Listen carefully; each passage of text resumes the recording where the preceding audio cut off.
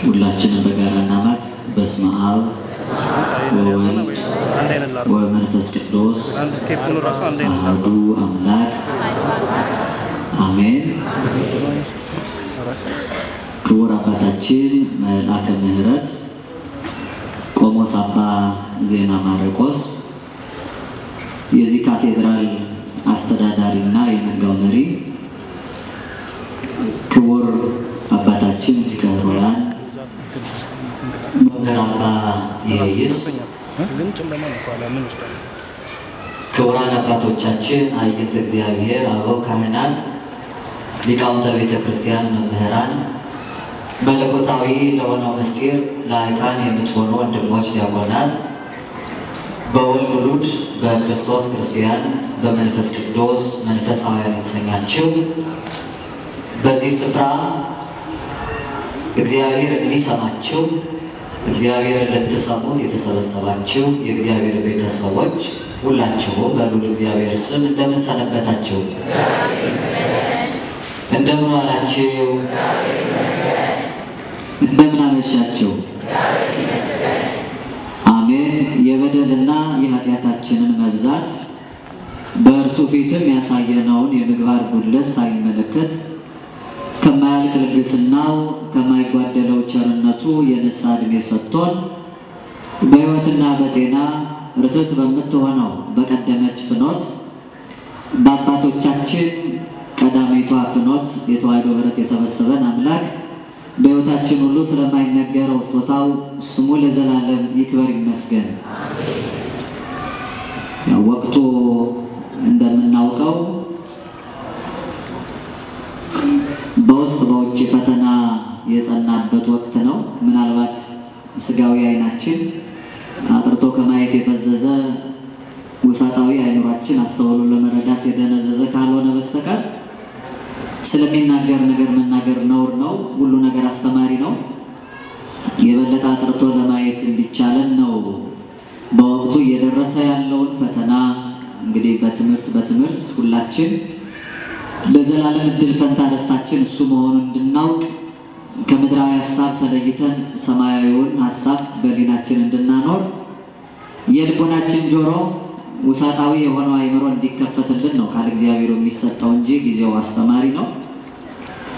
እግዚአብሔር አምላክ በምህረት በቸርነቱ በሰላም በስምምነት በፍቅር በአንድነት በፈውስ በጤንነት ሀገራችንና መላውን ዓለም ይጠብቅልን። የጉባኤው መሪ ቃል ምን ነው የሚለው? ምን ማለት ነው? ደጋግማችሁ ሰምታችሁታል። እንግዲህ ምናልባት ይሄ ቀን ቅዱስ ገብርኤል የማጠቃለያውን ቀን የዋለበት ነው። ምናልባት እኔ በዚህ ጉባኤ ተደጋጋሚ የተሰጡትን ትምህርቶች በተለያየ መልኩ ስሰማም ስለቆየው ያለውን የተነገረውን ለማጽናት እንዲቻል ነው። ቅዱስ ዳዊት ነብየ እግዚአብሔር ልበ አምላክ በዚህ መዝሙር 118 ቁጥር 57 ላይ እግዚአብሔር ክፍሌ ነው ይላል። እድል ፈንታችን እሱ ነው። እስኪ እድል ፈንታችን በሉ እርሱ ነው። እድል ፈንታችን ማን ነው? እርሱ እግዚአብሔር ነው። እርሱን እድል ፈንታ አድርገው ስጋቸውን ለነፍሳቸው ነፍሳቸውን ለፈጣሪያቸው አሳድረው የሚኖሩ ቅዱሳን ያለፉበትን የተጋድሎ ፍኖት እየተመለከትን በዚያ እንድንኖር ለሁላችን ጽን ኃይል ጉልበት የሆነን ዘንድ አምላካችን ቅዱስ ፈቃዱ ይሆንልን። ከኔ ጋራ በሚኖረን ጊዜ የምንማማርበት የትምህርታችን ርዕስ የአባቶቻችን ቡራኬ ነው። መነሻው ቅዱስ ያሬድ ነው። ለቅዱስ ያሬድ መነሻው ደግሞ ቅዱስ ወንጌል ነው። ዕለት እኪት ዘመን መንሱት የሚለው የትምህርታችን ርዕስ ነው። ክፉ ቀን የፈተና ዘመን። እስኪ ክፉ ቀን በሉ የፈተና ዘመን። ፈቃዳችሁን እስኪ ድገሙ። ክፉ ቀን የፈተና ዘመን እስኪ በቤተ ክርስቲያን ልሳን በአባቶቻችን ቋንቋ ደግሞ ዕለት እኪት በሉ ዘመን መንሶት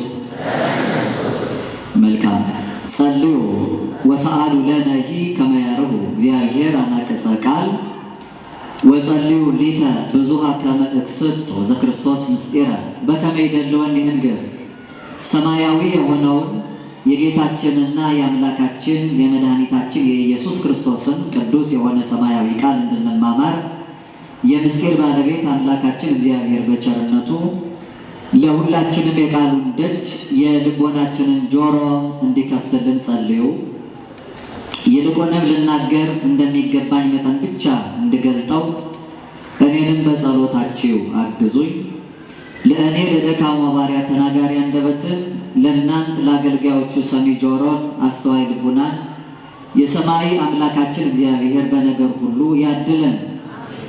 ዕውቀት ጥበብ ምስጢርና ማስተዋልን እንደ በጎ ፈቃዱ መጠን ለሰው ልጆች ሁሉ የሚገልጠው ልሳነ ዓለም ከሳቴ ምስጢር አምላካችን አንዱ እግዚአብሔር መንፈስ ቅዱስ ነውና በበዛው ቸርነቱ ለሁላችንም ከራቀው አቅርቦ ከረቀቀው አጉልቶ ከተሰወረው ገልጦ ከተከደነው ከፍቶ እንድንረዳ ይርዳን። ህጥይተ አምሳል እምና አምሳላት ከምሳሌዎች ሁሉ ምሳሌ ታጣላት ምንም አይነት ምሳሌ ከምንም ተገኝቶ ክብሯን የማይገልጥላት መዝገበ ምስጢር የቤተ ክርስቲያናችን አንደበት ሰዓሪ ተመርገሙ ለአዳም መድኃኒታ ለሔዋን የምንላት የኛ የሁላችን የአጣን ተስፋ የዓለም ሁሉ የመዳን ምክንያት ለጨለመው ዓለም ብርሃንን ወልዳ መብራን የምንላት ላዘነው ዓለም መጽናናትን ለሞተው ዓለም ሕይወትን ለተቀበረው ዓለም ትንሣኤን ያመጣች እመ ሕይወት እመ ትንሣኤ ንጽሕተ ንጹሐን ቅድስተ ቅዱሳን እመቤታችን ድንግል ወላዲተ አምላክ ማርያም በአማላጅነቷ አትለየን። መድኃኔዓለም አምላካችን በአጹረ መስቀሉ ደግፎ ሁላችንንም በቀደመው ሥርዓት በአባቶቻችን ፍኖት ያጽናን። ወቅቱ ቅድም በመጀመሪያው ክፍለ ጊዜ ትምህርት ስንማር እንደቆየ ነው። መጽናናትን ገንዘብ የምናደርግበት ነው። ልባችን የዛለበት ነው። ከሐዘን ወደ ደስታ የምንሻገርበት ነው። ከጨለማ ወደሚደነቅ ብርሃን መውጣታችንን እያሰብን ለሰማይ መንግስት ለማታልፈው ርስት የሚሆነውን ተስፋ ደጅ ጠንተን በጎን እያሰብን በጎ እየተናገርን የምንኖርበት ዘመን ነው። ለዚህ ነው ከኪዳን ክፍል አንዱ በሆነው ቅዳሴ ጊዜ ላይ እወ እግዚኦ አምላክነ ሀበነ በእንተ ስምከ ሕያው ወአቢይ ንጉየን ኩሉ ህሊና ዘያሰምረከ አቤቱ አምላካችን ሆይ ስለ ታላቁና ሕያው ስም ብለህ አንተን ደስ ከማያሰኝ ክፉ ህሊና እንድንሸሽ መሸሹን ስጠን ይላሉ አባቶቻችን። ክፉ ከሆነ ህሊና እንድናመልጥ በበጎ እረፍት እግዚአብሔርን ደስ እንድናሰኘው በዚህ የፈተና የመከራ የጭንቅ ዘመን ፈቃዱን እንድንፈጽም እምነት ከምግባር እንደ ነፍስና ስጋ ተዋህዶልን እሱን ደስ እንድናሰኝ በቸርነቱ ይርዳን። የተነሳንበት መሪ ኃይለ ቃላችን ወቅቱን የሚያሳይ ነው። አባቶቻችን ከዕለት እኪት ከዘመን መንሱት እግዚአብሔር እንዲታደገን ዕለት ዕለት ይጸልያሉ።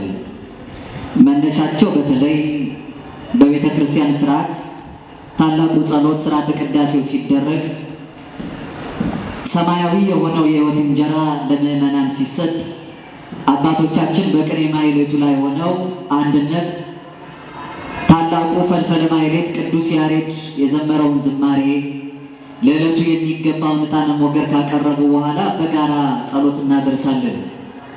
እንዲህ ይላሉ እነርሱ ሃሌሉያ ሃሌሉያ አቡነ ዘበሰማያት ይትቀደስ ስምከ ስረይ ለነ ኩሎ አበሳነ ይታብአነ ውስተ መንሶት እግዚኦ አድኅነነ እምዕለተ እኪት ወባልሐነ እምኩሎ መንሶት።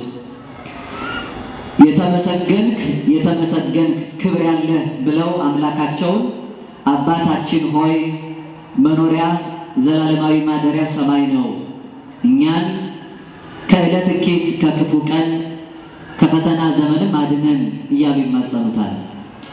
መነሻው ቅዱስ ወንጌል ነው። ለስም አጠራሩ ክብር ይግባውና በሰው ልቡና መታሰቡ በቅዱሳት መጻሕፍት መዘገቡ በቃል መነገሩ በህሊና መዘከሩ ከፍ ያለው ጌታችን መድኃኔ ዓለም ኢየሱስ ክርስቶስ ቅዱሳን ሐዋርያቱን ፍናዋን አርድእቱን እርሱን የተከተሉ ምእመናን ወገኖቹን አንትሙሰ ሶበ ትጸልዩ ከመዝ በሉ ስትጸልዩ እናንተ ግን እንዲህ ብላችሁ ጸልዩ ብሎ ሲያስተምር አቡነ ዘበሰማያት በሰማይ የምትኖር አባታችን ሆይ የሚል ትምህርት አስተምሯቸዋል። በዚህ ውስጥ እኛ ስንማጸነው ኢታብአነ እግዚኦ ውስተ መንሱት በሉ ወደ ፈተናም አታግባን በሉ ይላል። እስኪ ወደ ፈተናም በሉ አታግባን። አላ አድኅነነ እስኪ አላ አድኅነነ በሉ። ምን ማለት ነው አላ አድኅነነ ማለት? አቤት አላ ማለት ነው እግዚአብሔር አረብኛ ያረጋችሁት አላ ማለት አላ ነው እንጂ ህ የለውም እንደነዛ እንደተንባላቱ ማለት ነው። አላ ማለት እንጂ ማለት ነው። አድነን እንጂ ነው። አላ አድነን ወባልሃነ ማለት አድነን እንጂ ታደገን እንጂ እንኩሉ እኩይ ከክፉ ሁሉ ብለን እንማጸነዋለን። ከክፉ እንዲያድነን ከፈተና እንዲጠብቀን ደጅ የምንጠናውን አምላካችንን አባቶቻችን ይዘው ሲማጸኑት ከክፉ ቀን ከፈተና ዘመን ጠብቀን ታደገን እያሉ ይማጸኑታል። ክፉ ቀን የፈተና ዘመን ምንድነው? እንዴት ነው ከክፉ ቀንና ከፈተና ዘመን አምላካችን የሚታደገን የሚለው በጣም አጭር ነገር አይን ለመግለጥ በር ለመክፈት የሚረዳውን እንማማራለን። አምላካችን ፈጣሪያችን ዕለት ዕለት እንድንጸልይ የሰጠን ጸሎት ነው። አቡነ ዘበሰማያት የምንለው ሰማይ መንበሬ ሰማይ ዙፋኔ ነው ስላለ በክብር መገለጫ በክብሩ መኖሪያ ስፍራ ልዕልናውን እያወሳን እንማጸነዋለን። ስንለምነው ወደ ፈተና አታግባን እንለዋለን። ወደ ምን አታግባን? ራሱ ትጉ ወጸልዩ ከመ ኢትባኡ ውስተ መንሱት ወደ ፈተና እንዳትገቡ ተግታችሁ ጸልዩ ብሏል። ወደ ፈተና እንዳንገባ ተግተን እንጸልይ። ምን ብለን እንጸልይ? ወደ ፈተና አታግባን ብላችሁ ወደ ፈተና እንዳትገቡ ጸልዩ። ምን እያላችሁ? ወደ ፈተና አታግባን እያላችሁ እግዚአብሔር ከፈተና ዘመን ከክፉ ቀን እንዲታደጋችሁ አብዝታችሁ ጸልዩ። በጸሎት በልመና የመጣውን እግዚአብሔር አምላክ እንዲያርቅልን ቅዱስ ፈቃዱ ይሁንልን።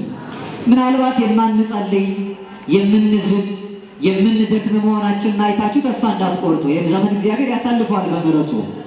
እኛ ስንተኛ እነሱ የሚቆሙ፣ እኛ ስንበላ እነሱ የሚጾሙ፣ እኛ ስንዝል እነሱ የማይደክሙ፣ ዘርግተው የማያጥፉ ቆመው የማይቀመጡ ደጋግ አባቶች አሉ። ስለነሱ ጸሎት ስላለፉትም ቃል ኪዳን ብሎ እግዚአብሔር አምላክ ከክፉ ዘመን ከክፉ ቀን ከፈተና ዘመን አገራችን ሊታደግልን ቅዱስ ፈቃዱ ይሁንልን።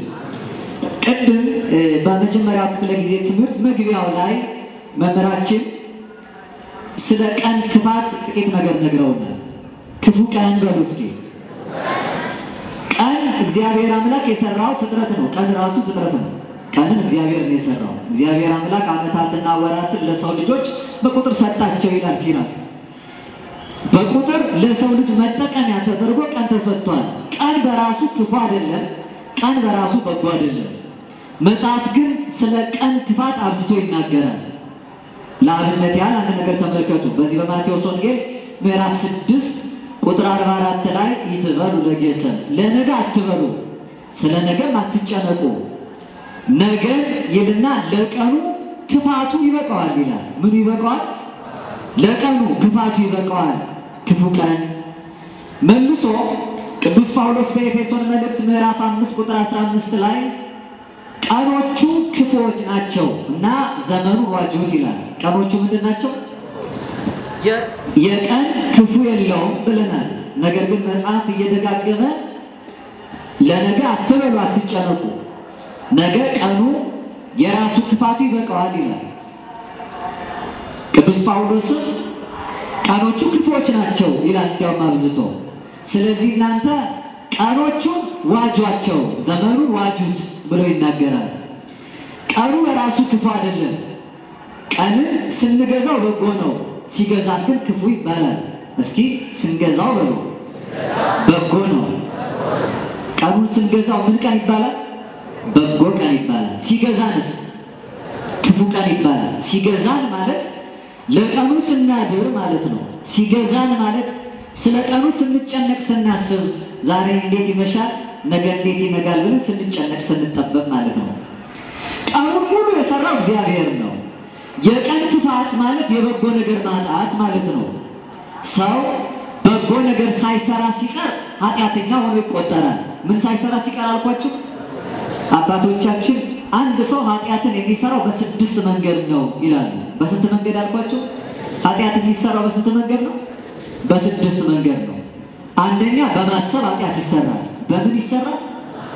ለምሳሌ የባልንጀራን ንብረት አትመኝ ይላል። የሰውን ንብረት መመኘት ምንድነው? የሐሌው ኃጢአት ይባላል። በማሰብ ኃጢአት ይሰራል። ሁለተኛ በመናገር ኃጢአት ይሰራል። ይተኩን ስማ በሐሰት የሐሰት ምስክር አትሁን ይላል መጽሐፍ። የሐሰት ምስክር መሆን ኃጢአት ነው። በምን ኃጢአት ይሰራል አልኳችሁ? ሁለተኛ በመናገር ይሰራል። ሶስተኛ በመስራት ኃጢአት ይሰራል። በገቢር ማለት ነው። ከሐሌውና ከነቢብ ከፍ ያለው ገቢር ነው። ይትቅትል ይላል ለምሳሌ አትግደል ይላል። ሰው ሲገል በስራ እግዚአብሔርን በደል። ስንት መንገድ አየ? ሶስት መንገድ አየ። አራተኛ ሰው ኃጢአት የሚሰራው ባለማሰብ ነው። እስኪ ባለማሰብ። አምስተኛ ሰው ኃጢአት የሚሰራው ባለመናገር ነው። ስድስተኛ ሰው ኃጢአት የሚሰራው ባለመስራት ነው። ምን ማለት ነው? ያዕቆብ በመልእክቱ በጎን ነገር እያወቀ ለማይሰራው ለዛ ሰው ኃጢአት ነው ይላል። ኃጢአት ማለት መግደል ብቻ አይደለም፣ አለማዳን ኃጢአት ነው። ስለዚህ ባለመስራት ኃጢአት ይፈጸማል ማለት ይሄ ነው። ኃጢአት ማለት በሐሰት መመስከር ብቻ አይደለም፣ ስለ እውነት ምስክር አለመሆን ኃጢአት ነው። ክርስቶስ ኃጢአተኞችን በግራ ቆሞ ሲኮንናቸው ምንድን ነው የሚላቸው? በሰው ፊት ስላልመሰከራችሁልኝ በሰማይ መላእክትና በአባቴ ፊት ምስክር አልሆናችሁም ነው የሚላቸው። ስላፈራችሁብኝ አፈርኩባችሁ። ልጄ ወዳጄ ብሎ በቀኝ ያለውን የአባቴ ቡሩካን ብሎ ሲያከብር ወለድኳችሁ ካድካችሁ የሚላቸው በግራ ያሉትን ነው። ለምን? የእውነት ምስክር ስላልሆኑ ማለት ነው። ሰው የሚከሰሰው ስለዋሸ ብቻ አይደለም፣ እውነትንም ስላልመሰከረ ጭምር ነው። ሰው የሚከሰሰው ስለሰረቀ ብቻ አይደለም፣ ስላልመጸወተም ጭምር ነው። ሰው የሚከሰሰው ስለገደለ ብቻ አይደለም፣ ስላላዳንም ጭምር ነው። ሰው የሚከሰሰው መጥፎን ነገር ስላሰበ ብቻ አይደለም፣ በጎን ነገር ስላላሰበ ጭምር ነው። ቅዱስ ዮሐንስ አፈወርቅ ለእመ ብከ ሀ ካለ ስጥ ይላል፣ ወለእመ አልብከ ሀሊ ከሌለ ደግሞ አስብ ተጨነቅለት ይላል። ለዚህ ነው አባቶቻችን በጸሎት ቅዳሴው ላይ ካላቸው ላይ ተቀብሎ መንግስቱን የሚያወርስ ከሌላቸው ላይ ደግሞ ፈቃዳቸውን ተቀብሎ መንግስቱን ሊሰጥ የታመነ አምላክ ነው።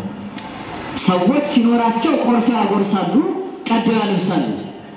ከሌላቸው ግን ቢኖረኝ እኮ ሰጥ ነበር ብለው ያዝኑለታል።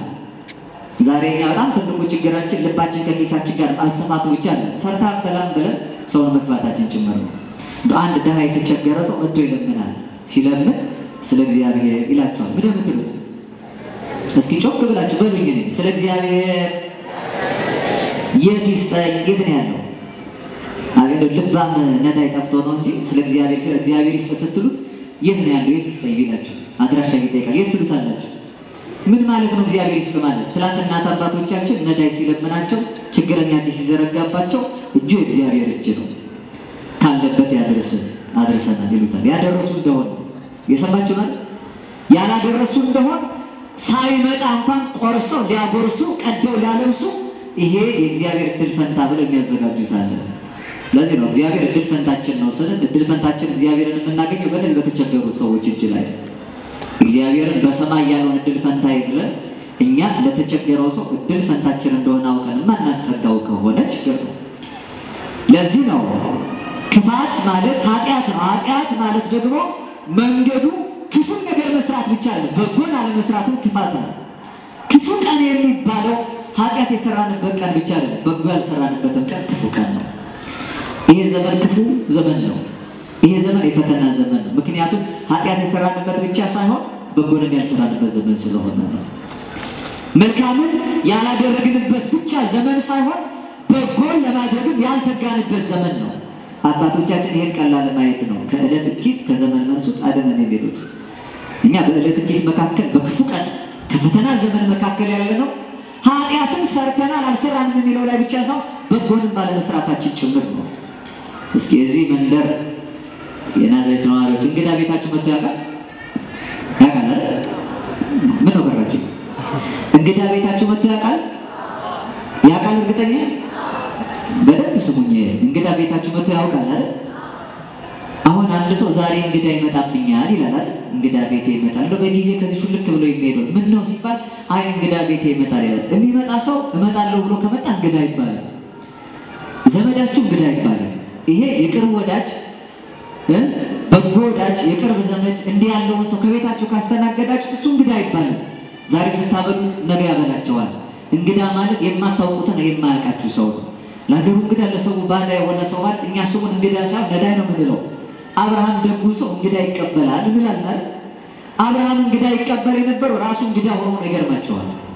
እኛ ግን ባለቤትና ባለርስት ነን። ብዙ ጊዜ አጥራችን ግንብ ነው፣ በራችን ብረት ነው። ከግንቡ ላይ ደግሞ አደገኛ አጥር አለ። ያም አልበቃ ያለና ደግሞ አጽም ለጥፈን ዴንጀር እንላለን። እንዲህ አይነት አጥር የሌለው ሰው ደግሞ ሰው ካለ ከበሩ ላይ እዚህ ግቢ ተናካሽ ውሻ አለ የሚል ጽሑፍ ይጽፋል። ሰውየው ራሱ ተናካሽ። አብርሃም ቤት ሰርቶ ጎጆ ቀልሶ አይደለም የሚኖረው፣ በድንኳን በእንግዳ ስርዓት ይኖር ነበር። መጻተኛ ሆኖ አብርሃምን እግዚአብሔር ጻም ቢያረክ ካገር ውጣ ነው። ካገሩ የወጣ ሰው እንግዳ ሆኖ አብርሃም በድንኳን ይኖራል። ግን እንግዳ ይከዘኛ እንግዳ መጥቶ ቤታችን እንግዳ ቤታችሁ መጥቶ ያውቃል? ያውቃል? ማታውቁት ማያውቃችሁ ሰው ቢመጣ እሱ እንግዳ ብላችሁ ስለማታውቁ አያውቅም። አጎት የመጣ እንደው እንግዳ ይባላል። እሱ ወዳጅ ዛሬ ብታስተዳድሩት ነገ ያሳድራችኋል። በዚህኛው ሰው እንግዳ በተባለው ላይ ነው አድሮ የሚመጣው። ራሱ ክርስቶስ ወደዚህ ሲመጣ እናቱ ድንግል ማርያም በማይጸኑ ጸንሳው ለእንግዶቹ የማደሪያ ስፍራ ስላልነበራቸው የበኩር ልጇን በበረት ውስጥ ወለደችው ይላል። ድንግል ማርያም ከእናቱ ጋር ዓለምን ጨብጦ የሚይዘው በማይጸኗ ጨብጣ ይዘው እንግዳ ተብላ ተጠራች። ድንግል ማርያም በምድር ላይ ሲኖሩ እንግዶች ነበሩ። ሁላችን በስጋ ስንኖር እንግዶች ነን። ወደ ሰማይ ደጅ የምንጠራ ዳና ችግረኛው እጁን ሲዘረጋ ያ እጅ የእንግዳው እጅ የክርስቶስ እጅ ነው። በዚህ በፍት መንፈሳዊ ፍትሐ ነገሥት በተባለው ቻናችን መጽሐፍ ምጽዋት ሰ ልቃ አምላካዊት ወካይ በይእቲ ተናግዶ ምስለ አምላክ ማይምንት ረባይት። ምጽዋት ማለት አምላካዊ ብድር ናት ይላል። እግዚአብሔር ከሰው ልጆች የሚበደራት ብድር ስሟ ምጽዋት ነው። ብድር ብቻ አይደለችም። ዳግመኛ ይቺ ተናግዶ ምስለ አምላክ ማይምንት ረባይት የታመነ ትርፍ ያለባት ከእግዚአብሔር ጋር የምትፈጸም ንግድ ስሟ ምጽዋት ነው ይላል። ለድሃ ቸርነትን ያደረገ ለእግዚአብሔር ያበድራል እንዳለ ጠቢቡ። ስለዚህ ነው ዳና ችግረኛውን የማናስብ ሆነ አለመመጽ። ተመልከቱ፣ ገንዘብን ንብረትን ከሰው መስረቅ ብቻ ሳይሆን ኃጢአት አለመመጽወትም ጭምር። አለማድረግ ብቻ ሳይሆን ኃጢአት ማድረግ፣ ክፉን ነገር ማድረግ ብቻ ሳይሆን ኃጢአት በጎን ነገር አለማድረግም ነው። ክፉን ማሰብ ብቻ ሳይሆን በጎን አለማሰብ ነው። መልካሙን አለመናገር ሳይሆን ክፉን መናገርም ጭምር አብሮ ኃጢአት ነው። ለዚህ ክፉ የሚባለው በጎ ያልተሰራበት ቀን ኃጢአት የተፈጸመበት ቀን ነው። ክፉ ቀን የሚለው መጽሐፍ ይሄን ነው። ያንን ቀን ከበጎ ስናወጣው እግዚአብሔር ያችን ቀን ሳያስተዳድራት አይቀርም። ያችን ቀን ከኛ መልካም ምግባር ውጪ ያለችው ክፉ ቀን አድርጎ ያስተዳድራታል። ለዚህ ነው ታላቁ ልዑለ ቃል ነብይ እግዚአብሔር ኢሳይያስ በትንቢቱ ምዕራፍ 45 ቁጥር 7 ላይ አነ ፈጠርኩ ብርሃን ወገበርኩ ጽልመተ፣ ብርሃንን የሰራው እኔ ነኝ ጨለማንም የፈጠርኩ እኔ ነኝ ይላል። ብርሃንን የሰራ እግዚአብሔር የብርሃን አለመኖር ጨለማን ስለሚያስቀረው የጨለማውን ፈጣሪ እኔ ነኝ ያለ። አነ ፈጥር ሰላም ወአመጽ ኪተ፣ አነ እግዚአብሔር አምላክከ ዘገብር ዘንተ ኩሎ፣ በጎን ነገር የማመጣው እኔ ነኝ ክፉንም አመጣለሁ አለ። ክፉን እግዚአብሔር አምላክ ሰዶ የሚያመጣ ሳይሆን ከበጎ ነገር መታጣት ክፋት ስለሆነ ይሄን ሁሉ የማደርገው እኔ እግዚአብሔር አምላክ ነኝ አለ። ለዚህ ነው ክፉን የሚያገኘው ሰው ክፉ ሲሰራባት በጎን ሳይሰራባት ሲቀር ነው።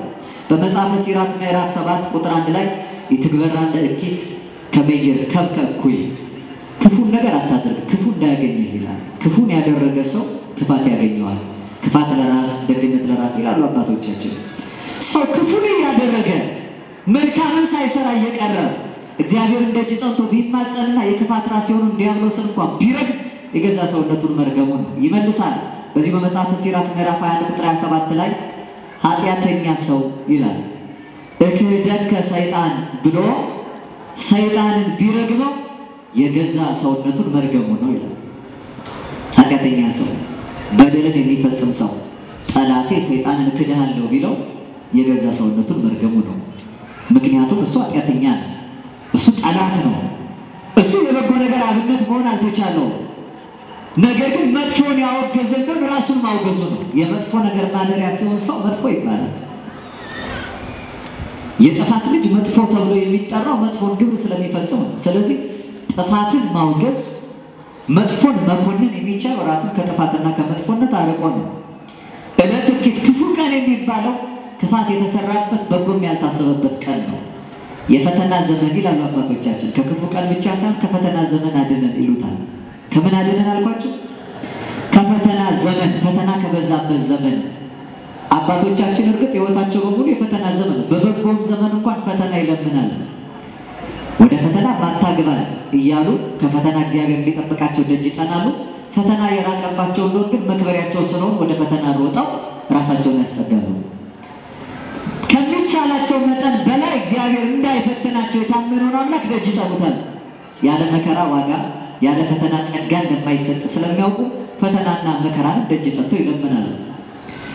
በረከታቸው ይደርብንና የግብጽ ቤተክርስቲያን ፓትርያርክ የነበሩት የቀድሞ ቅዱስ ብፁዕ አቡነ ሲኖዳ ስለ መንፈስ ፍሬዎች ሲያስተምሩ እንዲያሉ ለብዙዎቻችን ፈተና የሚገኘው ትምህርት ቤት ይመስለናል። ነገሩ ግን እንደዛ አይደለም። ትምህርት ቤቱ ራሱ ያለው ፈተና ውስጥ ነው ይላል። ትምህርት ቤት ያለው የት ነው? ፈተና ውስጥ ነው። በፈተና ነው ሰው የሚማረው። እግዚአብሔር ሰውን ሲፈትን በክፉ አይፈትንም፣ ዋጋ ሊያሰጥ ካልሆነ። ደጉን ሰው አብርሃምን ወንደረዘ አመከረው እግዚአብሔር ለአብርሃም። ከዚህ በኋላ እግዚአብሔር አብርሃምን ፈተነው። ወይ ሌሎ እንዲህ አለው፣ አብርሃም ንሳ ወልድከ ይስሐቅ ዘታፈቅሮ፣ የምትወደው ልጅህን ይስሐቅን ይዘህ እኔ ወደማሳየ ተራራ ወጥተህ ሰዋልኝ አለው። ለሶስት ዓላማ ነው። አንደኛ የዲያብሎስ ሐሰቱ እንዲገለጥ ነው።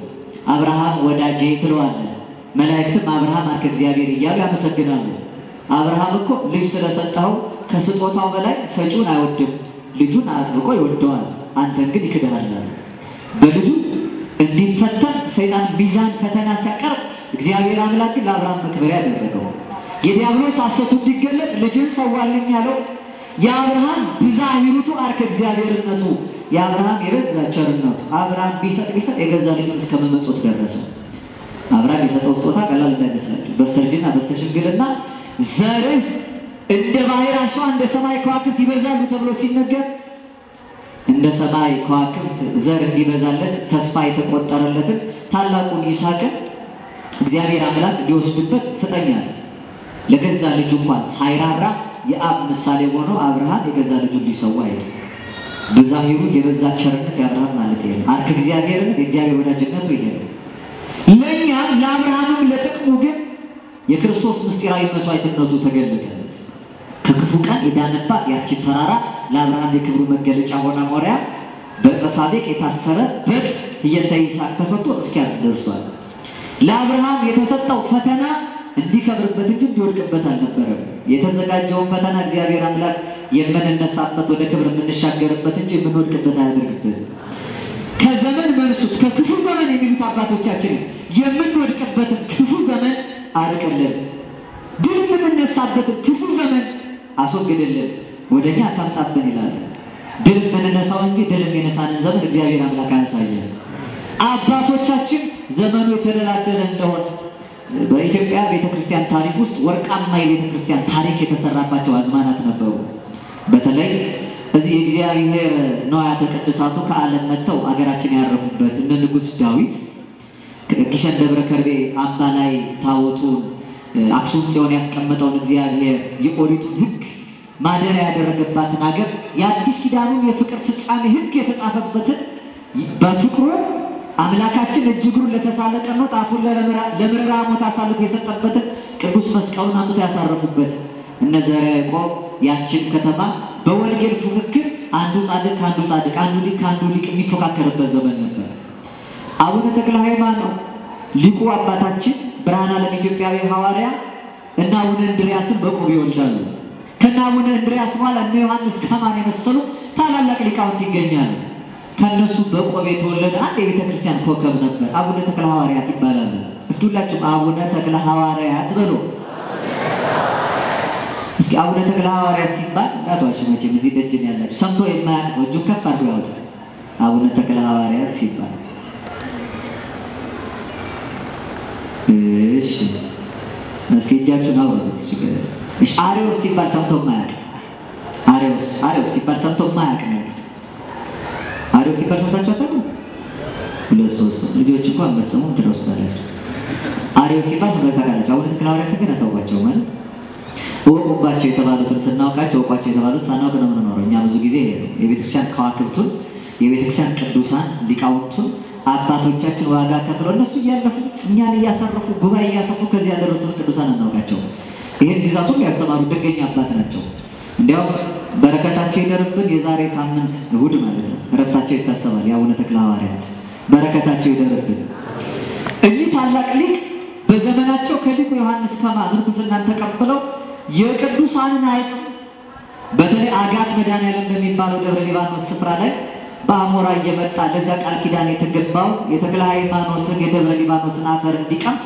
መላእክት በነጭ አሞራ አምሳል እያመጡ ከዛ ይጥሉታል ሲጥሉት ያን ትኩስ ሬሳ እያጠበ እየገነዘ ይቀብር የነበረ ታላቅ አባት ነው ከዚህ አሰበና ምን አለ እኔ ከዓለም ርቄ ንስት ጠብቄ ራሴን አቅቤ እኖራለሁ በዓለም የሚኖሩ ሰዎች 30 ፍሬ ያፈራሉ በምንኩስና የሚኖሩ 60 ፍሬ ያፈራሉ በቀደመው ዘመን አባቶቻችን ግን ሰማዕታት እየሆኑ 100 ፍሬ ያፈሩ ንጉሱ ኦርቶዶክስ ክርስቲያን ምዕመናኑ ክርስቲያኖች ናቸው ልክ እንደ ዛሬው ዘመን ማለት ነው እዚህ አካባቢ ያለ አሁን አስተምረ ስኖር የሚያጨበጭብ እንጂ በእጁ በጥፊ የሚመታን ሰው የለም አይደል ለዚህ ግን አንድ አስተማሪ ካስተማረው ሲቀመስ ሲጨበጨብለት እንደ አቡነ ተክለ ሐዋርያት ቢሆን ያለቅስ ነበር ይሄ እጅ እኮ በረከት የምንቀበልበት በጥፊ የምንመታበት ነበር ዛሬ ይጨበጨብብን ተብሎ አቡነ ተክለ ሐዋርያት አለቀሱ ህዝቡ ወንጌል ይቀበለናል እንደ እንግዲህ ያስተናግደናል በክብር ያኖረናል የት ሄደን ሰማዕታት ሆነን እንክበር የሰማችሁ ተሸዋለ ሰማዕትነትን አላቸው አዎ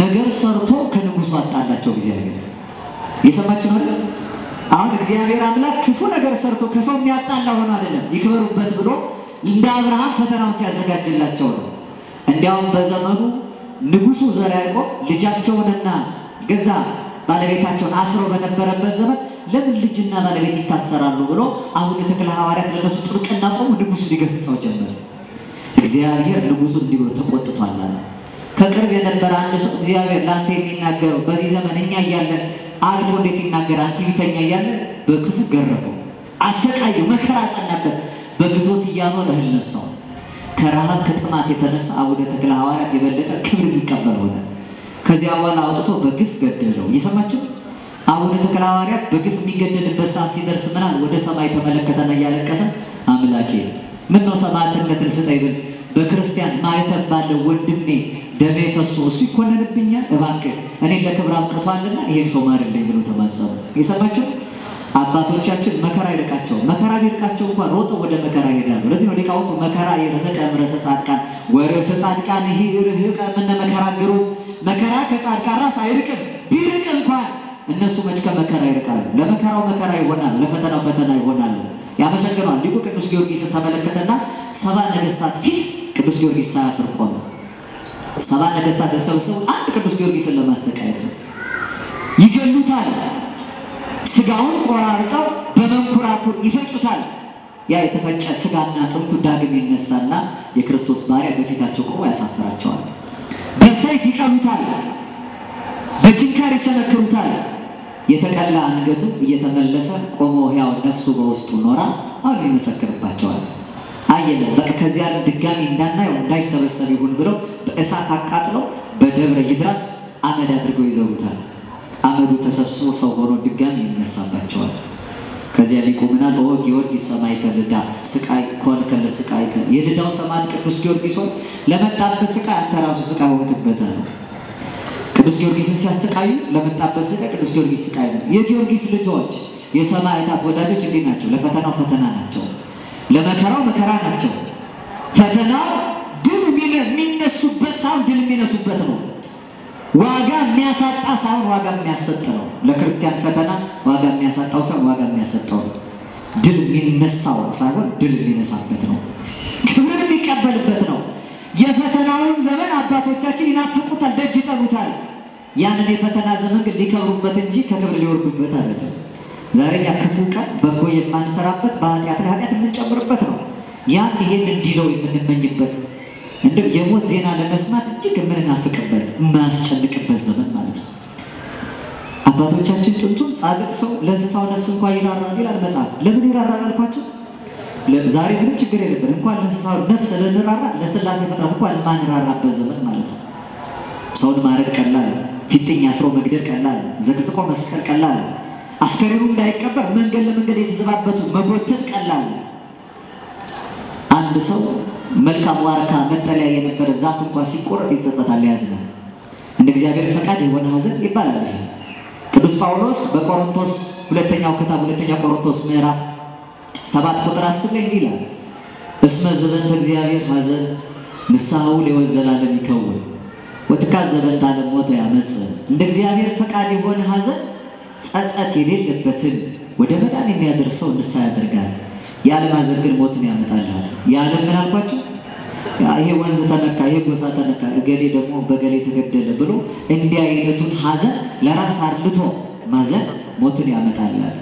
ከድንገተኛ ሞት ከከፋ ሐዘን መድኃኔዓለም በቸርነቱ ይታደገን። ክፉን ዘመን ድል ለመነሳት ምንድን ያለው ቅዱስ ጳውሎስ? ክፉዎች ናቸው ዘመናቱ፣ ቀኖቹ ክፉዎች ናቸው።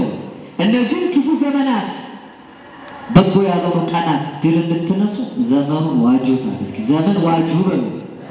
ምን ማለት ነው ዘመን ዋጁ ማለት? ምን ዋጀ ማለት ማለት ነው? ዘመን ዋጀት እንደው ይባላል። አሁን እኮ አንዳንድ ሰው እንደው ሰሞኑን በየሚዲያው በየተለያየ ወዲም ሲወረወር እሰማለሁ። አሁን በዚህ ዘመን እንዲህ አይነት ስብከት ይሰበካል ይላሉ አንዳንድ ሰዎች። ቀኝን ለሚመታ ግራ የሚለው እዚህ ዘመን ላይ አይሰበክም፣ ዘመን ያልዋጀ ትምህርት ነው ይላሉ። እየሰማችሁ የኛ ትምህርታችን በዚህ ዘመን ይሰበካል በዚህ አይሰበክም አይባል፣ ሁሌ ይሰበካል። የማይሰበክበት ዘመን የለም። ዘመን መዋጀት ማለት ዘመንን መግዛት ነው እንጂ በዘመን መገዛት አይደለም። ጊዜን አይቶ የሚለወጥ ትምህርት ካለ ጊዜው የገዛው ትምህርት ነው። ያ ዘመን አልዋጀም፣ በዘመን ተዋጅቷል እንጂ። ኦርቶዶክሳዊቷ ቤተክርስቲያናችን የምታስተምረው ትምህርት ዘመንን የዋጀ ነው ሲባል ዘመንን የሚከተልና ከዘመን ጋር የሚሄድ ሳይሆን ዘመንን የሚያስከትል ትምህርት ነው ያላት። የእግዚአብሔር ቃል በዚያ ዘመን ሰርቶ ዛሬ አይሰራም አይባልም። ስለ እግዚአብሔር ቃል ጠባይ ቅዱስ ጳውሎስ ሲናገር ዕብራውያን ምዕራፍ 4 ቁጥር 12 ላይ የእግዚአብሔር ቃል ሕያው የሚሰራም ይላል። ሕያው ነው ማለት አልሞተም። ያኔ ሰርቷል ዛሬ አይሰራም አይባል፣ ሁሌ ይሰራል እግዚአብሔር ቃል። ሕያው የሚሰራ ነው እግዚአብሔር ቃል። ትናንት የነበረው ዛሬም አለ፣ ነገም ይኖራል። የማይሰበክበት ዘመን የለም። እኛ ማናስተውልበት አይኖሮን ነው እንጂ እንዲያም የበለጠ ቀኝ ለሚመታ ያኛውን ስጠው ቢለው ዛሬ ነው የሚሰበከው። እስኪ ማጠቃለያውን እንመጣበታለን። ዘመን መዋጀት ማለት ዘመኑን ድል መንሳት ነው። እኛ የምናሸንፈው እንጂ የምንሸነፍበት ዘመን የለንም። ድል የምንነሳው ኃጢአት እንጂ ድል የሚነሳን ኃጢአት የለም። የመጀመሪያው ሰው ቃየል ወንድሙ አቤልን የገደለው ዘመኑን መዋጀት አቅቶት በዘመን ስለተዋጀ ነው። እግዚአብሔር የአቤልን መስዋዕት ሲቀበል ቃየል ፊቱ ጠቆረና ከእግዚአብሔር ፊት ወጣ። እግዚአብሔር እንዲህ አለ፣ ምን ነው ፊት ጠቆረ? መልካም ብታደርግ ፊት የሚበራ አይደለምን? እነሆ ኃጢአት በደጅ ቆማ ታደባለች፣ አንተ ግን በእርሷ ላይ ንገስባት፣ ፈቃዷ ወደ አንተ ነው አለ። ኃጢአት ሁሌ ፈቃዷ ወደኛ ነው። በደጃችን ቆማ ታደባለች፣ ፈቃዷ ወደኛ ነው ማለት ልትገዛት ማለት ነው። ለዚህ ነው ቅዱስ ጳውሎስ በሚሞተው ስጋችሁ ላይ ኃጢአት አይንገስ የሚለው። በሚሞተው ስጋችን ላይ ኃጢአት እንዲነግስ ሳይሆን እኛ መዋቲ ስጋ ተሸክመን በኃጢአት ላይ እንድንነግስ የተሰራ ነው። ቅዱስ ዳዊት አንድ ጸሎት ይጸልያል እንዲህ እያለ በመዝሙረ ዳዊት መዝሙር 136 ላይ አንብቡት። ነገ ከጽዮንም ትምህርት ጋር በደንብ ይሰበካል። ከባቢሎን ወንዞች ማዶ ጽዮንን ባሰብናት ጊዜ አለቀስን ነው የሚለው። መጨረሻ ምን ይላል? አንቺ ወራዳ የባቢሎን ልጅ ሆይ ስለተበቀልሽ የሚበቀልሽ ምስጉን ነው ይላታል። እየሰማችሁ ነው? ወራዳ የባቢሎን ልጅ የሚላት ባቢሎን ዓለም ናት። የዓለም የኃጢአት ሁሉ ርኩሰት እናት ባቢሎን በግንባሯ ላይ ስሟ እንዲህ ተብሎ ተጽፎባታል። ቅዱስ ዮሐንስ በራእዩ እንደነገረ የዓለም የርኩሰት ሁሉ እናት የሚል የባቢሎን ግንባር ላይ ተጻፈ ስም ይላል። ባቢሎን ዓለም ናት። የዓለም ልጅ ደግሞ ኃጢአት ናት። ወራዳ የባቢሎን ልጅ የሚላት ኃጢአትን ነው። ከሰው ከክብሩ የምታዋርድ ስለሆነች ወራዳ ይላታል። ስለተበቀልሽን ማለት ስለጣልሽን የሚበቀልሽ የተመሰገነ ነው። አንቺን ደግሞ በሪናው ዘክሮ ባንደበቱ ዘርዝሮ ቀደም እንደተማረ ለካህን ነግሮ አንቺን ድል የሚነሳሽ በነሳ ምስጉን ነው ማለት ነው። ሕፃናት ሕፃናቶችሽን ይዞ በአለቱ ላይ የሚፈጣፍጣቸው የተመሰገነ ነው ይላል። ሕፃናት ማለት ጥቃቅን ኃጢአቶች ናቸው። አለቱ ክርስቶስ ነው። እስራኤላውያን በምድረ በዳ ሲሻገሩ ይከተላቸው ከነበረው መንፈሳዊ አለት ውሃ ጠጡ ይልና ያ ማለት ክርስቶስ ነው ይላል።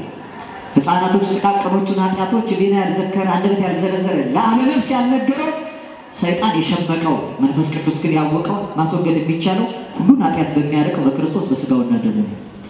ዮሐንስ በመልእክቱ ወደሙ ለኢየሱስ ክርስቶስ ያነጻሃን ምን ኩሉ ኃጣውኢነ የልጁ የክርስቶስም ደም እኛን ከኃጢአት ሁሉ ያነጻናል ብሎ እንደመሰከረው ኃጢአትን እንደተበቀለችን እንድንበቀላት፣ ድል እንደነሳችን ድል እንድንነሳት፣ እንደማረከችን እንድንማርካት ፈቃዷ ወደኛ የሆነው እኛ ግን በእሷ እንድንነግስባት ነው የተፈጠረው።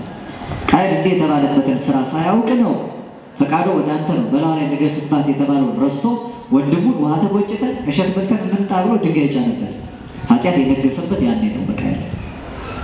ድል መንሳት ማለት ክፉን ቀን ማሸነፍ ማለት ዘመንን መዋጀት ዘመንን መግዛት ነው። ዘመኑ እንዳይገዛ ዘመኑ ልንገዛ ያስፈልጋል።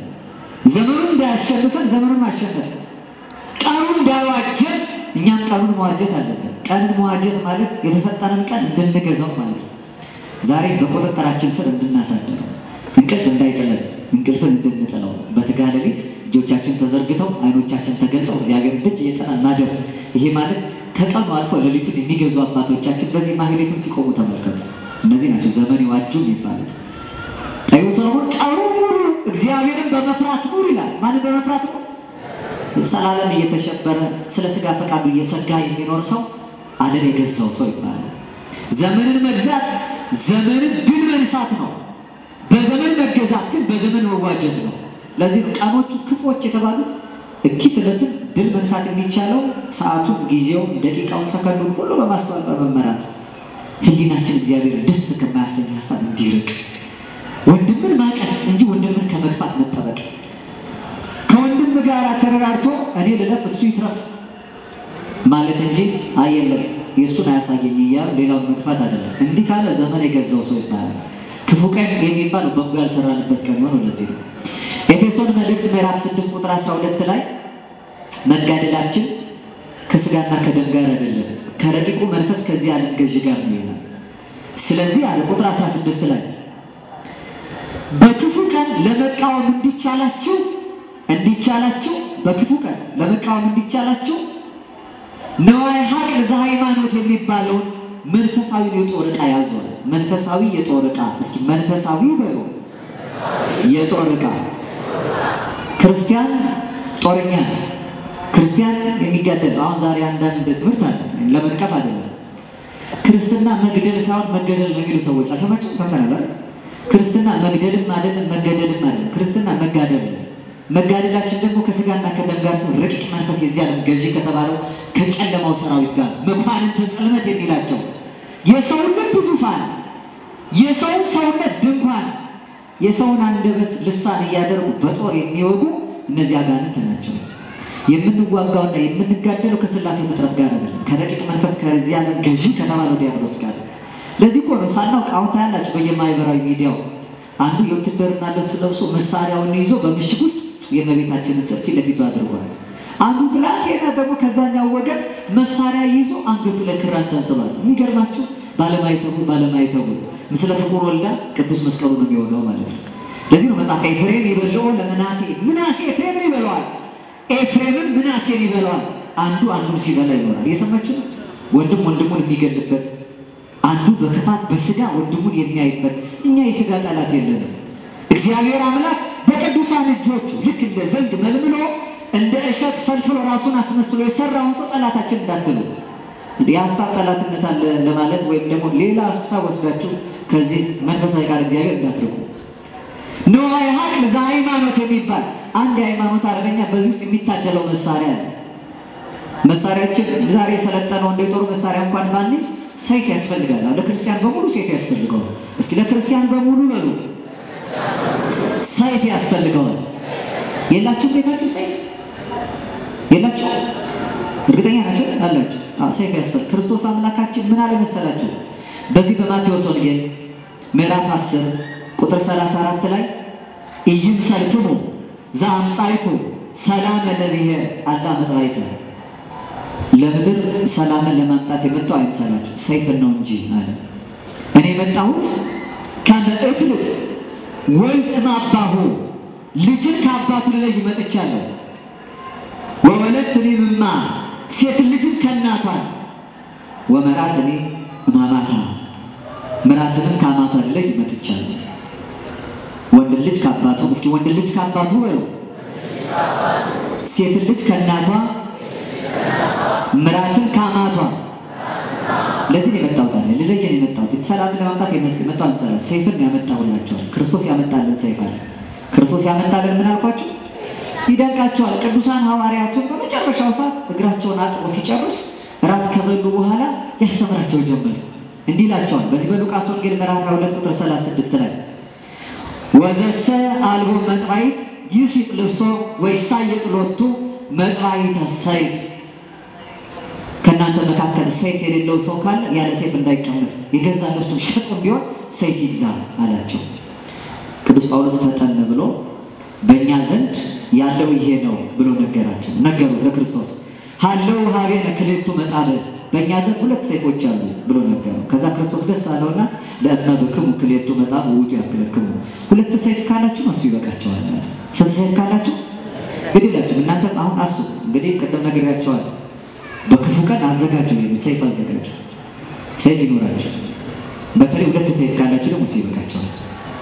ምክንያቱም ክርስቶስ አምላክ ሰጥቶን ይሄድ ነው። እንዲህ በደረቁ የተረዳው ቅዱስ ጴጥሮስ ኋላ ሰይፍና ጎመድ ይዘው ሰዎች መጡ።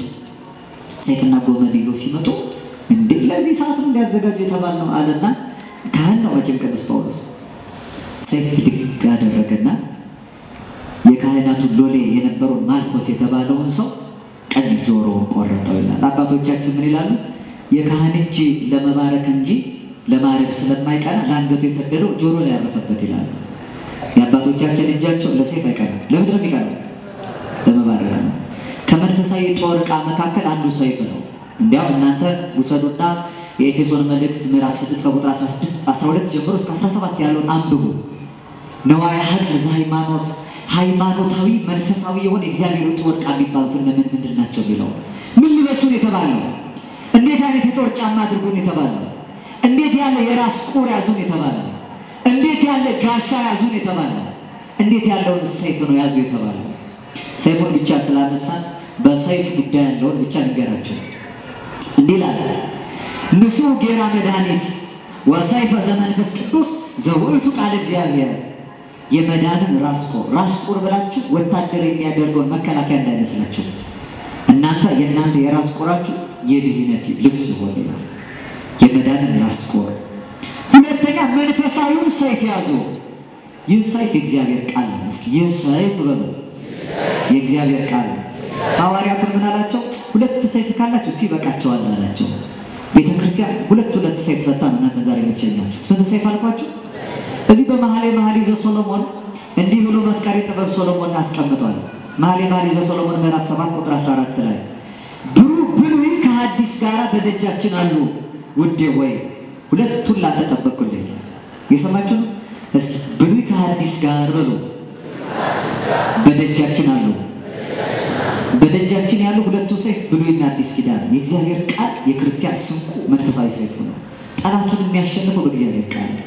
ጠላቱ ድል የሚነሳው በመንፈሳዊ ጦር ዕቃ ነው። ያዙ የተባለው ሰይፍ ይሄ ነው። ክርስቶስ ሰላምን ለማምጣት አልመጣም ሰይፍን ነው እንጂ ብሎ የሰጠን ሰይፍ ልጅ ከአባት የሚለይበት ሰይፍ። ልጅ ከአባት ማለት ከግብር አባታችሁ ከዲያብሎስ በአብተውልና በስመ ክርስትና እናንተ ላከብራችሁ ከዲያብሎስ ለለያችሁ መጥቻለሁ። ሴት ልጅ ከእናቷ ሴት ልጅ በእናቷ ቤት አድጋ እንደምትኖረው ሁሉ በስጋ ፈቃድ ላይ ሰልጥኖባት ታድር የነበረች ስምረተ ነፍስ ናት። አሁን ግን የነፍሳችሁን ፈቃድ ከስጋችሁ ፈቃድ ልለይ መጥቻለሁ።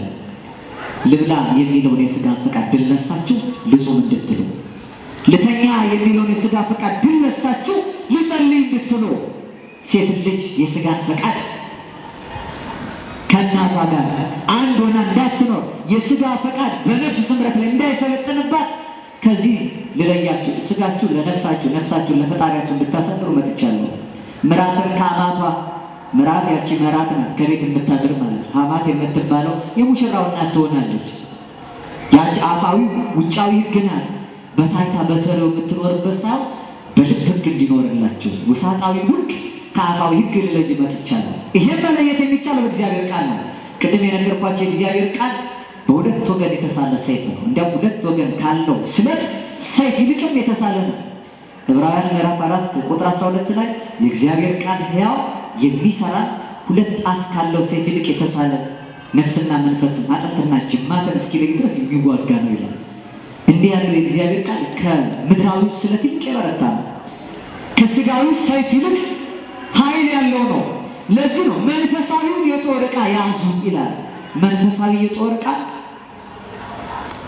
መንፈሳዊ የውጊያ መሳሪያ የሚባል በመንፈሳዊ አይን የሚታይ እንጂ በስጋ አይን የሚታይ አይደለም።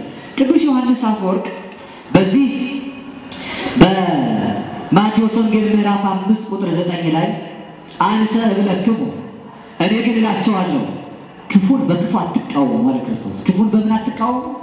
በክፉ። እዚህ በሮሜ መልእክት ምዕራፍ 12 ቁጥር 26 ላይ ክፉን በመልካም አሸንፉ እንጂ በክፉ አትሸነፉ ነው የሚለው። ክፉን በመልካም አሸንፉ፣ በክፉ ግን እንዳትሸነፉ እናንተ በመልካም ልታሸንፉ ሲገባ። ምናልባት ዓለም ያለው በስጋ የሚኖር ያሸነፈ ሊመስለው ይችላል። እኛ ግን ስማችን ተሸናፊ አይደለም። ዓለም ሲያሸንፍ ስማችን የአሸናፊዎች አሸናፊ ነው። ክርስቲያን የአሸናፊዎች አሸናፊ ነው የሚባለው።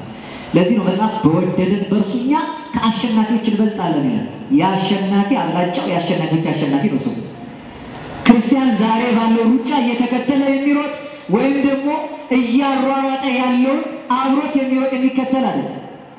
ክርስቲያን ከዚያ በላይ ነው። እንዲያው ምን ይባላል በዚህ በዓለሙ ሰዎች አሉ አንቲሲፓቶሪ ማለት አክት ሲደረግባቸው ሪአክት የሚያደርጉ ሲመቷቸው መልሶ የሚመቱ አይደለም።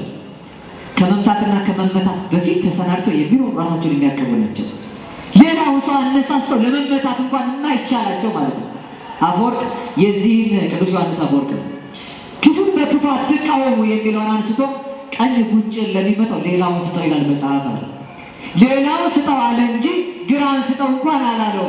ግራን አንተ ከጥመት አንፃር እንዳትመልሰው ነው። እየሰማችሁ ነው? ግራውን ስጠው ቢባል ግራና ጠባባ ነው ብለህ ክፉን በክፉ እንዳትመልስ ነው። ሌላውን ስጠው ነው የሚለው መጽሐፍ ሲጠነቀቅ። ቀኝን ለሚመታ ሌላውን ስጠው። ልጁ ይባላል ቤተ እግዚአብሔር መጥቶ ሲማር አንዱ ያየዋል። እንዴ ይሄ ሰፈር ያስቸገረ ነፍሰ ገዳይ ሰው የሚበላ እንዴት ቃል እግዚአብሔር ይማራል አለና ገረመው።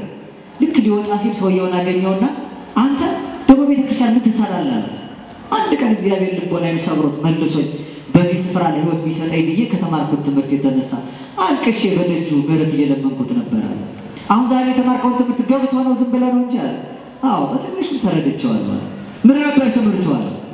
ቀኝህን ለሚመታ ሌላውን ስጠው የሚል ነበር ነው የሚለው። አዎ በደንብ ሰምተሃል። እና አሁን ቀኝህን ለሚመታ አንተ ግራን ትሰጣለህ አለ። አዎ እሰጣለሁ። እርግጠኛ ነህ? ሲመታ የኖረ ስለነበር ሲመታ የነበረው ወሰደና ቀኝ ጉንጩን በጥፊ መታው። እሺ አለና ያለች ነፍሰ ገዳይ ተባለ ግራውን ሰጠ። ይሄ ተናዶ ድጋሚ ግራውን ደገመው። ምን አለ? አሁን የቄሱ ተራ አልቋል አለ። ምክንያቱም ቀኝ ለመታ ምን ብቻ ነው ያለው ቄሱ? ግራህን ያለው አለ። የሰማችሁ ሰው ከዚህ አንፃር ቀኝ ለመታ ማለት አገላጦ መስጠት ማለት አይደለም። ይሄ አለ ሶስት ጥቅም ይኖረዋል። ቀኝን ለመታ ሌላውን መስጠት። አንደኛ በአደባባይ በጥፊ ሲመታ የታገሰው ክርስቶስን ትመስለዋለህና ለሚመታ በትታገሰው ክርስቶስን በስራ ሰብከዋል። ሁለተኛ ዝም ስትል ከዝምታ የተነሳ ግርማ ያስፈራዋል። ያንተ አምላክ በአንተ ግርማ ውስጥ ይሰበካል። ዝምታ ራሱ ያስፈራል። ዝምታችን እኮ ያስፈራል። አንዳንዴ በዚህ ጃንሆይ በነበሩበት ዘመን መሬት ላራሽ እየተባለ በየቦታው አመጽ ነበር ይባላል። በታሪክ ነው እንግዲህ አመጽ ነበርና ከሰሜን ያለው ተነሳ እየጮኸ ነው ጢሰኛው ብሎ ይነግሯቸዋል። ሰሜን ያለው ጮኸ፣ አዎ በቃ ተውት ምንም አያመጣም ይላል። አረ ጃንሆይ በምስራቅ ያለውም ደግሞ ተባብሮ ጮኸዋል ይሏቸዋል። በምስራቅ ያለው ጮኸ፣ አዎ ያው እንደ ዛሬው ዘር ነገድ አይተከስም ይዛ ጮኸ፣ ተውት የትም አይደርስም ይላል። አረ ጃንሆይ ተባብሮ እንደው ከሁሉም አቅጣጫ ያለው ምዕራብም ተነስቷል አሏቸው። ምዕራብም ተነሳ፣ ተውት የትም አይሄድም ይላል። አይ ምንም አልቀረ ደቡብና ማዕከላዊ ተነስቶ አንድነት ጮኸ ነው አሏቸው። ጮኸ፣ አዎ አገሩ ሁሉ ጮኸ ነው የምትሉኛ? ተውት የትም አይደርስም። ትንሽ ቆዩ ምንም አይሏቸው። ትንሽ ቆዩ ምንም አይሉ። አሁንስ እንዴት ነው አሉ። አረ ሁሉም ዝም ብሏል አሏቸው። ይሄኔ ነው መፍራት አሉ። የሰማችሁ ምን እያሰቡ እንደሆነ አናውቅም። ይሄኔ ነው ለካ ዝምታ በጣም ያስፈራል። አንዳንድ ጊዜ እኛ ሰዎች እኮ በራችንን ከፍተን ገብተው ሳይሆን አፋችንን አይተው ገምተው ነው እየናቁን ያሉት። ክርስቲያን የሚናቀው ቤተክርስቲያን የምትደፈረው ዝም ብለን በአደባባይ አንደበታችን ስለምናላቀቅ ነው። አንድነት የላቸውም ነው የሚሉን። እኛ ራሳችን ሌሎቹ ሲሰድቡ ጠበቃ ልንሆን ቀርቶ አባቶቻችን ከፍ ዝቅ አድርገን የምንናገራቸው ማን ነው እነሱ እንላለን። አንቱን ትተን ማለት ነው። ራስም አይከባበር ነው። ባልና ሚስት ጥንት እናቶቻችን ባሎቻቸውን በጣም ያከብራሉ። ሲያከብሩ ሁሌ ባሎቻቸውን እናት ሚስቶች የሚጠሯቸው አንቱ ብለው ነው። ዛሬም የሚጠሩ እናቶች ይኖራሉ። እንደው በረከታቸው ይድረሰን በእውነት አንቱ እያሉ የሚጠሯቸው። የተጣሉ ቀን አንተ ይሏቸው እሱ ይላሉ። እየሰማችሁ ነው? ይሄ ዛሬ ሚስት እንደው አንተ ነው የምትለው ስታገባው፣ የተጣላች እንደሆነ አንቺ ትለዋለች መሰለኝ። ስለዚህ እሷን አይቶ ጎረቤት ባይንቃት ነው የሚገርመው። ጥንት እናቶቻችን እንደው ሊቀ ነቢያት ሙሴን እግዚአብሔር ምን ይለዋል? ይህን ያህል ጊዜ ከአንተ ጋር ተነጋገርኩ አለው ሙሴ። እባክህ አንድ ፊትህን አሳየኝ አለው እግዚአብሔር ሙሴ። እግዚአብሔር ምን አለው ለሙሴ? ፍጥረት አይቶኝ አይድንምና ፊቴን ማየት አትችልም አለ። ነገር ግን ጀርባዬን ታያለህ አለው። እስኪ ጀርባዬን ታያለህ በል ሙሴ። እሺ አለ። የእግዚአብሔርን ጀርባ ለማየት ማለት ነው። ጀርባዬን ታያለህ ማለት ያው ደረቁ አይደለም፣ ረቂቁ ምስጢር ነው ለሙሴ የገባው። ጀርባዬን ማለት የኋላ ዘመን ነው። በኋላ ዘመን በደብረ ታቦር በልጄ ሥጋ ስገለጥ ታየኛለህ። ዝንቱ ውእቱ ወልዴ ብዬ በደመና ስመሰክር ያኔ በልጄ ታየኛለህ። ለእግዚአብሔር እሰ አልቦ ዘርዮ ግሙራ አላ ወልድ ዋሂድ ዘሃሎ ውስተ ሕፅናሙቱ ነገረና ዮሐንስ አጥምቁ እግዚአብሔርን ያየው አንድስ እንኳን የለም በቅፉ ያለ አንድያ ልጅ እሱ ተረከው እንጂ ይላል ክርስቶስ። እኔን ያየ አባቴን አይቷል እንዳለ ማለት ነው። በኋላ ዘመን ማለት ነው ጀርባ ማለት። ሁለተኛ ድሮ እናቶቻችን ልጆቻቸውን የሚያዝሩት በጀርባ ነው። ዛሬ በምንድን ይታዘዝ? አቤት በደረት ማለት ድሮ እናቶቻችን ጀርባ ላይ ልጅ የሚያዝሩት። ጀርባዬን ታያለህ ማለት ጀርባ የልጅ ቦታ ነው። በልጄ ተገልጬ ታየኛለህ ማለት ነው። እናቶቻችን በጀርባቸው ልጃቸውን ያዝላሉ። ከፊት ሲሄዱ መከራውን ቀድመው ይጋፈጣሉ። ከሱን ያስቀድመኝ ይላሉ። ለመልካም ምግባር ለበጎ ትሩፋት አብነት ይሆናሉ። የዘራዋ እናት ተብዬ ግን ልጇን በደረቷ ነው የምትይዘው አይደል? ይቅደም ነው እሱ።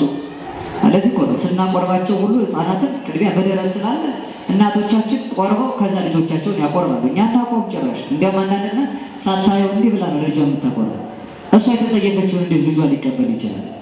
ከደረቷ አድርጋ ያያታል። የድሮ ህፃን ከኋላ ነው ያለው። ቤተሰብ ሲያወራ እንኳን አፍ ይረገጻል።